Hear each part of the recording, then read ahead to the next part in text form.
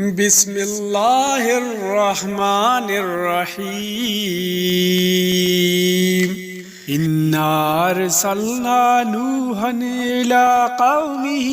أن أنذر قومك من قبل أن يأتيهم عذاب عليم قال يا قوم إني لكم نذير مبين أن اعبدوا الله واتقوه وأطيعون يغفر لكم من ذنوبكم ويؤخركم إلى أجل مسمى إن أجل الله إذا جاء لا يؤخر لو كنتم تعلمون قال رب إني دعوت قومي ليلا ونهارا فلم يزدهم دعائي إلا فرارا وإني كلما دعوتهم لتغفر لهم جعلوا أصابعهم في آذانهم واستغشوا ثيابهم وأسروا واستكبروا استكبارا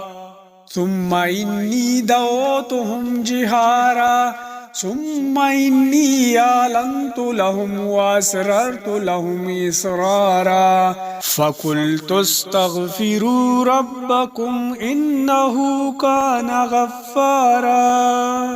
يرسل السماء عليكم مدرارا ويمددكم بأموال وبنين ويجعل لكم جنات ويجعل لكم أنهارا ما لكم لا ترجون لله وقارا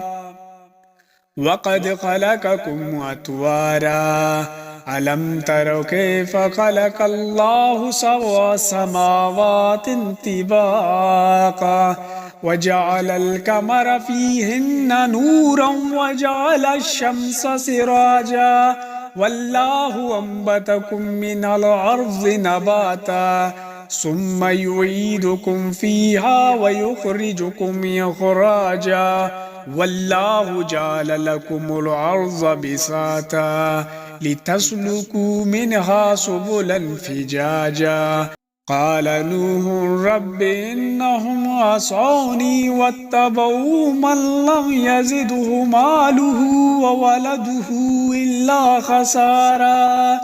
ومكروا مكرا كبارا وقالوا لا تذرن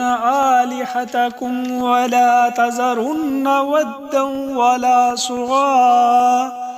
ولا يغوث ويعوق ونسرا وقد أضلوا كثيرا ولا تزد الظالمين إلا ضلالا مما خطيئاتهم أغرقوا فأدخلوا نارا فلم يجدوا لهم من دون الله أنصارا وقال نوح رب لا تذر على الأرض من الكافرين ديارا إنك إن تذرهم يضلوا عبادك ولا يلدوا إلا فاجرا كفارا رب اغفر لي ولوالدي ولمن دخل بيتي مؤمنا وللمؤمنين والمؤمنات ولا تزد الظالمين إلا تبارا.